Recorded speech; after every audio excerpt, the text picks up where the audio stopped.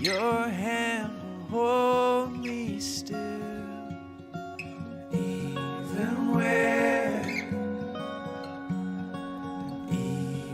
when my world is shaking.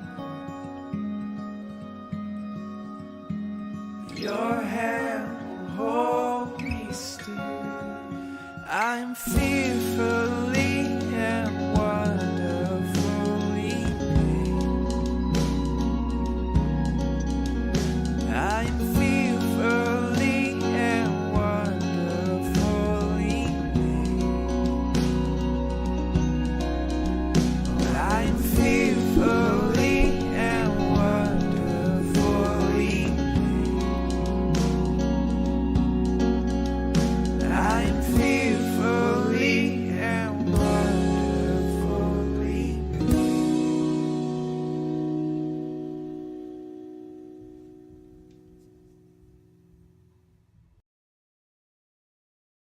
Well, hello. It's Tuesday night, so it is time for our Theology Chat with Chumpy. What we do on Theology Chat with Chumpy is I kind of go over the stuff that Pastor Melissa preaches about on Sunday morning. And what I try to do is maybe define some of the theological stuff from Sunday, define any terms that pop up, try to explain any concepts that are kind of behind, any theological concepts that are behind the sermon on Sunday, or answer any questions that come up from the sermon. And so what we encourage people to do, we haven't really had anybody take us up on this, but what we encourage people to do is, if you have a question from Sunday,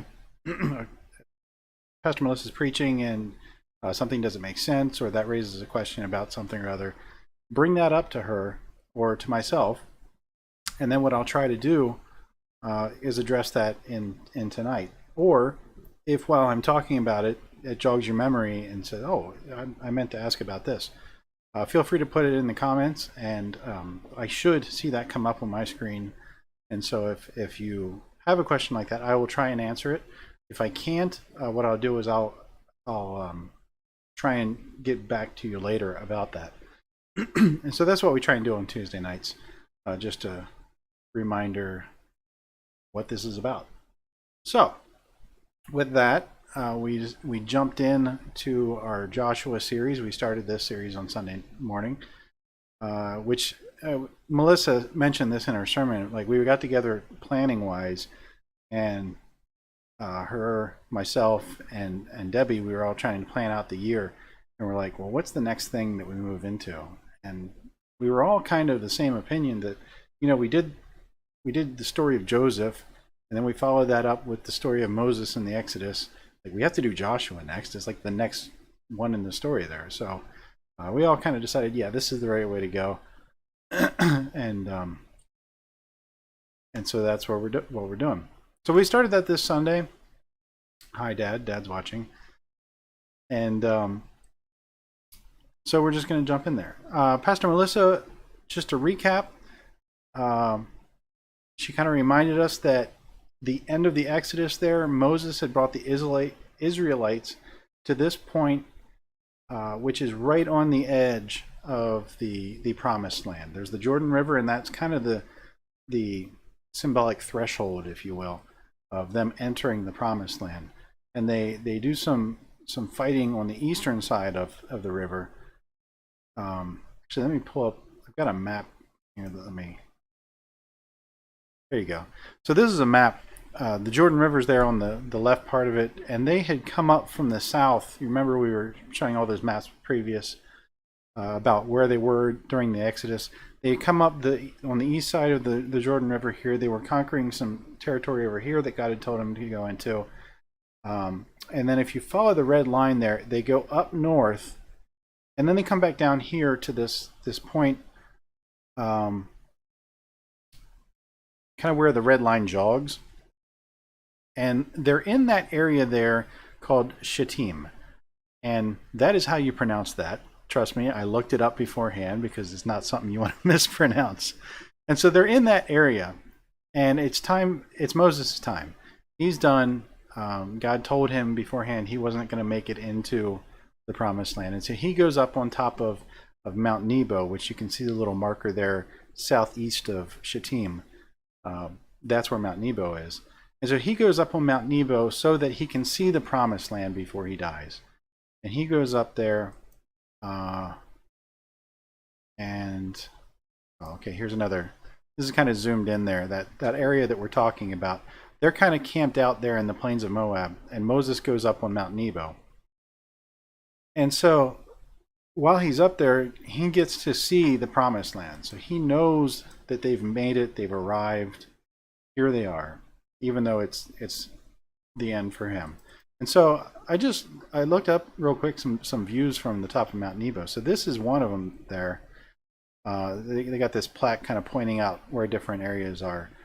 That you can see on the left side there, that is actually the Dead Sea,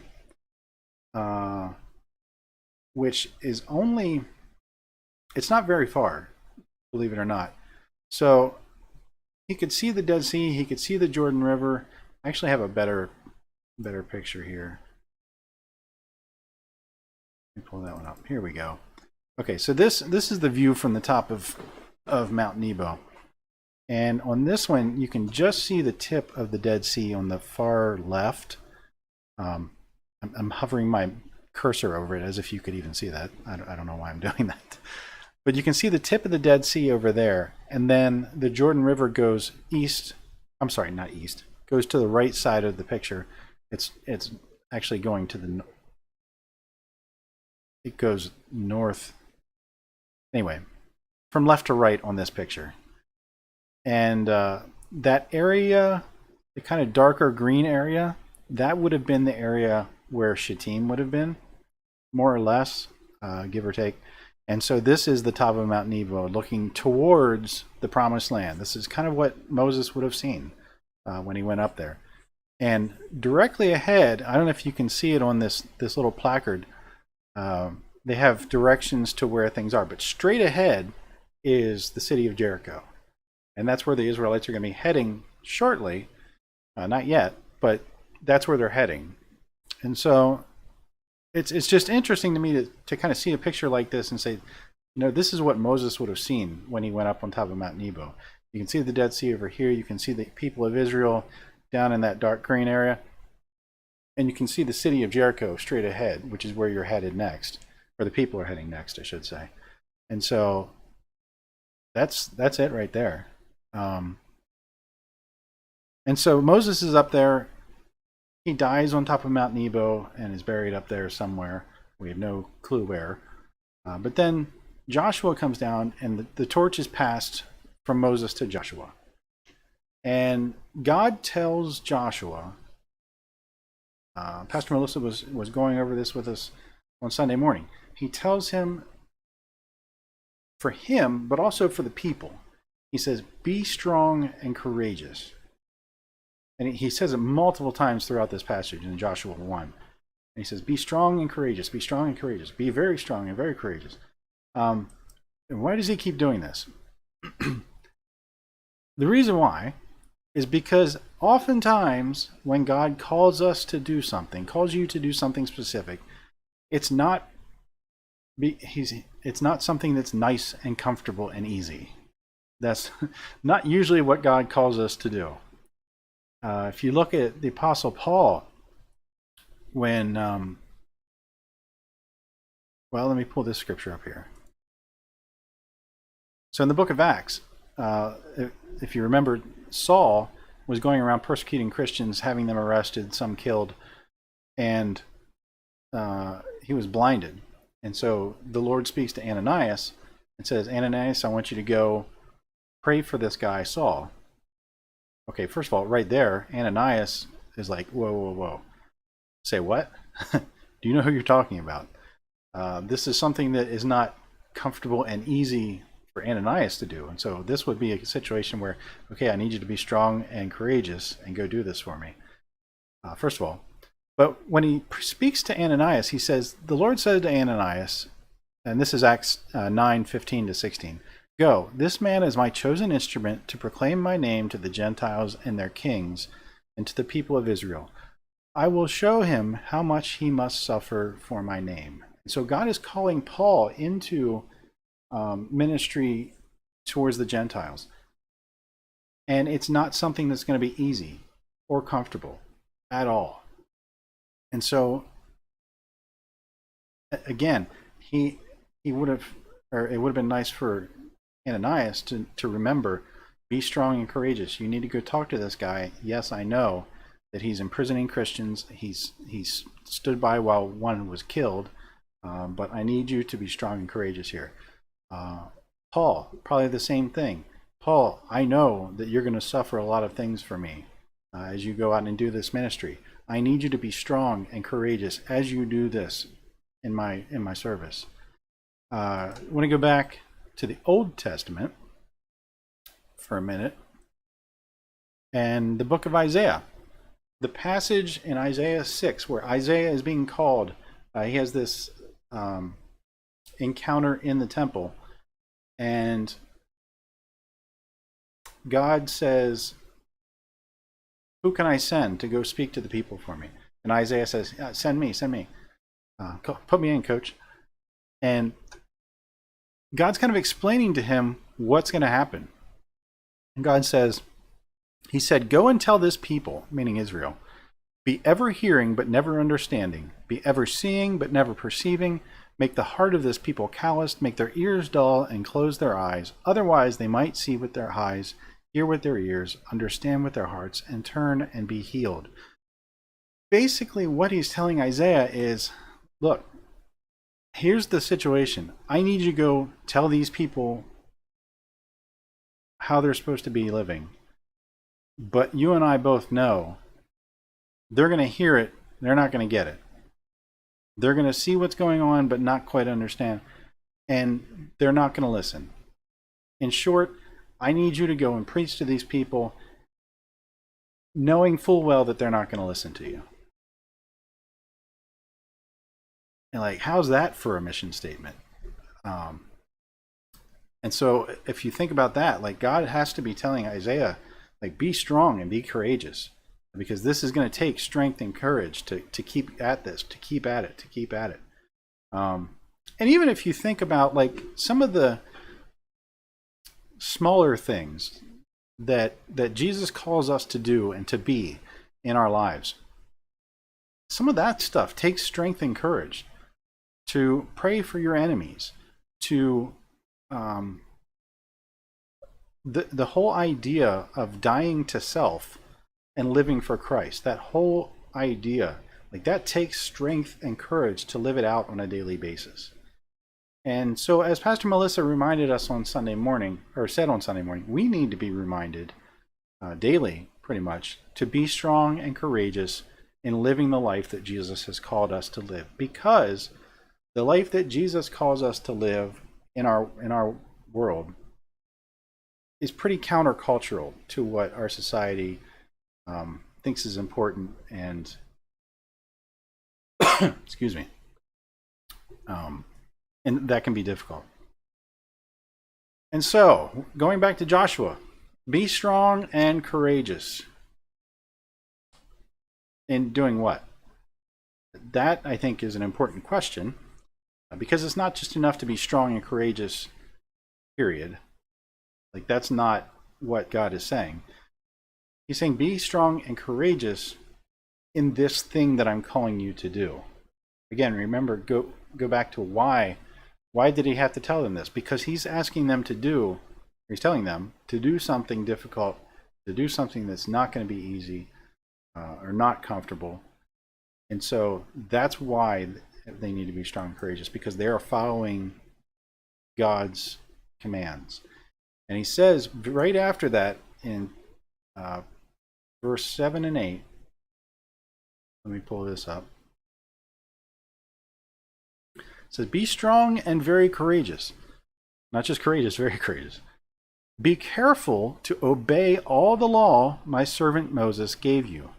Do not turn from it to the right or to the left, that you may be successful in wherever you go. Keep this book of the law always on your lips. Meditate on it day and night, so that you may be careful to do everything written in it. Then you will be prosperous and successful.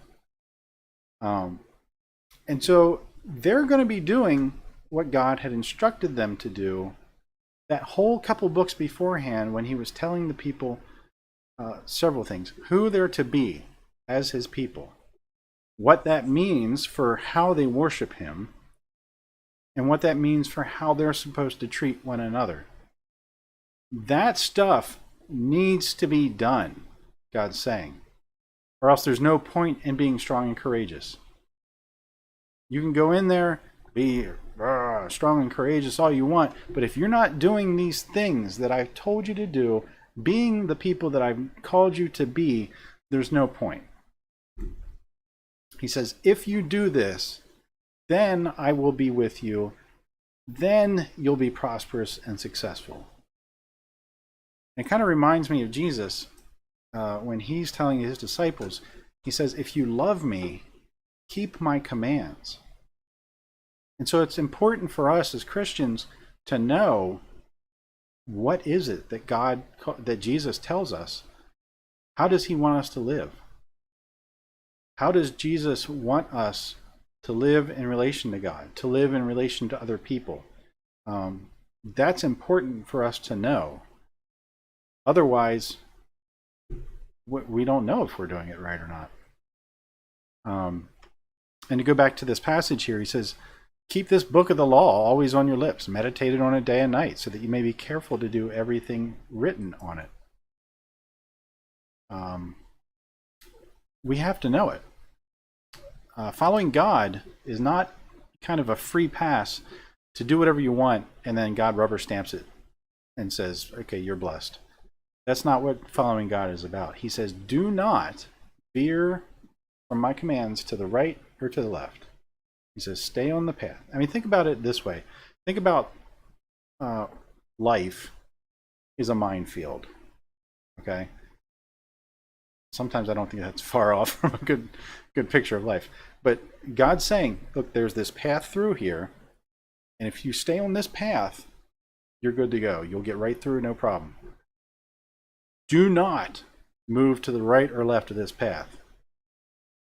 You're going to have problems, trust me. And so if that were the case, wouldn't we want to be meditating on that path, knowing where that path is? Always be talking about where this path is. There's a turn coming up. We need to make this turn and then do that, knowing exactly where this path is so that we don't step off to the right or to the left. And so that's why God's telling them here, meditate on the law day and night. Keep it on your lips. Be talking about it, what this means for you as the people of God. Live it out. That's what he's telling them. And then you will be blessed. And so all of this brings up another important point for us, in that it's important how we read the Bible with regards to context. It could be, or I'll put it this way, this verse could be taken out of context and say, be strong and courageous, and just focus on that.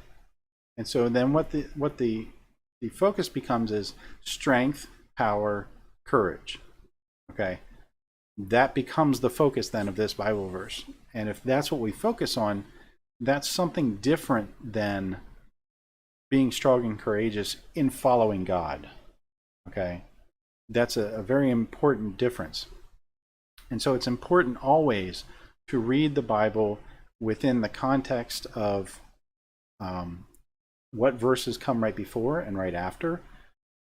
It's important to read a passage in the context of the book that it's written in. And it's always important also to take a passage in context of the Bible as a whole. I've heard it said that the first way that we interpret the Bible is through the Bible. And so we can look to other passages to make sense of some passages over here that that might not make sense here. So if this doesn't make sense, well, let's look at some other passages that might shed some light on it. That's the first thing that we do, is we interpret the Bible through the Bible. And so it's important to keep things in the context that they're in.